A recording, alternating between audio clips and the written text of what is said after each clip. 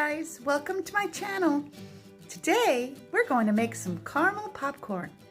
Here's the recipe, but you can find the recipe in the description below. Pop 2 bags of microwave popcorn. If you use Orville Redenbacher, it tastes a little bit more light and fluffy than the kind I'm using here, but this will do. You gotta pick out all those seeds because they sure are hard on your teeth if you don't. Add 2 sticks of butter. Unsalted butter is best. You can use margarine, but it won't taste as good. Add 2 cups of brown sugar and a half a cup of white corn syrup or honey.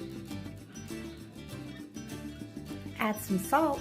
Don't add the salt if you used salted butter. I got this recipe from allrecipes.com a long time ago. Stir it together. Now cook this for 4 minutes on medium heat. Well, make sure it's boiling and then cook it for 4 minutes, stirring constantly. Add a teaspoon of vanilla and a half a teaspoon of baking soda. It's going to puff up a little bit because air is added. It'll make it more light and crunchy. Now be careful and pour the caramel all over the popcorn. I'm using these 2 baking pans, but you can use a big roasting pan if you'd like.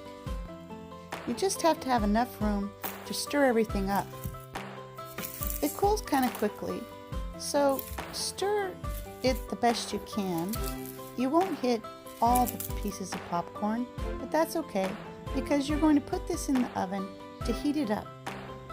So set the oven temperature to 250 degrees and place the baking pans in the oven for 15 minutes.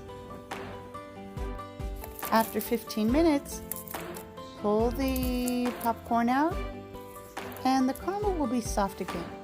So you can stir that up more to try to cover all the pieces. Do this 2 or 3 more times until everything is nicely coated. This is the part that I've always been impatient about because I want to dig in. And I do anyway, long before it's ready.